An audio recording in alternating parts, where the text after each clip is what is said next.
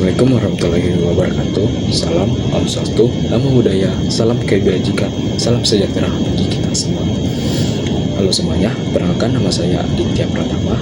Saya lahir di Kabupaten Lima Purwokota, Provinsi Sumatera Barat. Pada saat ini saya menempuh pendidikan di Fakultas Ilmu Sosial Universitas Negeri Padang, tepatnya pada program studi S1 Pendidikan Geografi semester 7.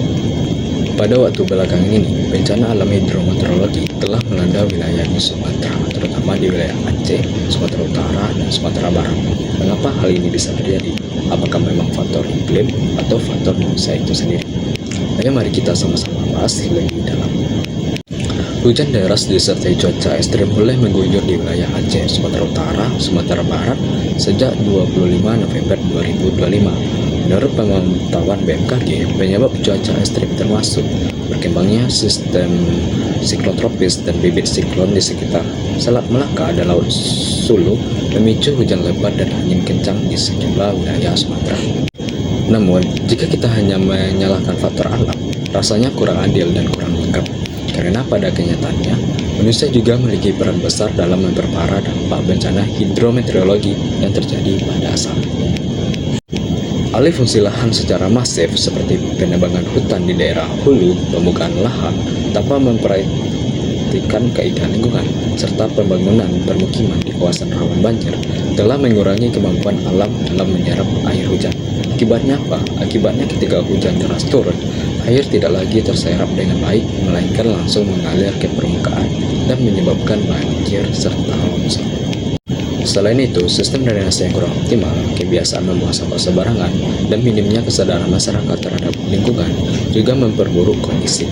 Sungai yang seharusnya menjadi jalur alami aliran air justru mengalami pendangkalan dan penyempitan sehingga tidak mampu menampung debit air yang meningkat saat musim hujan ekstrim.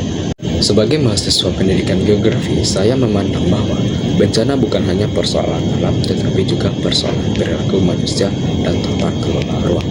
Geografi mengajarkan kita untuk memahami hubungan antara manusia dan lingkungan. Ketika hubungan ini tidak seimbang, maka bencana menjadi konsekuensi yang tidak terhindarkan. Oleh karena itu, upaya mitigasi dan pencegahan harus dilakukan secara bersama-sama. Pemerintah perlu memperkuat kebijakan tata ruang yang berbasis mitigasi bencana, meningkatkan sistem peringatan dini, serta melakukan rehabilitasi lingkungan secara berkelanjutan.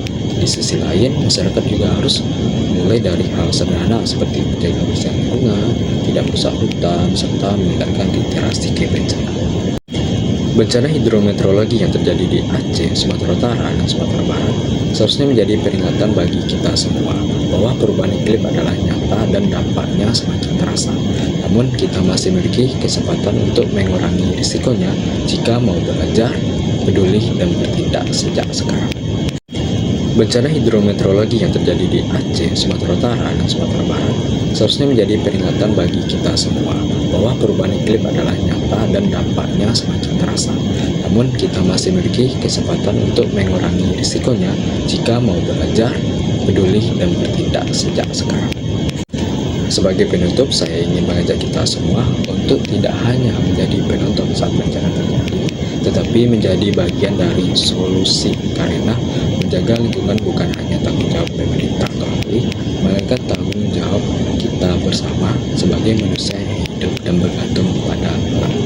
Sekian, terima kasih. Assalamualaikum warahmatullahi wabarakatuh.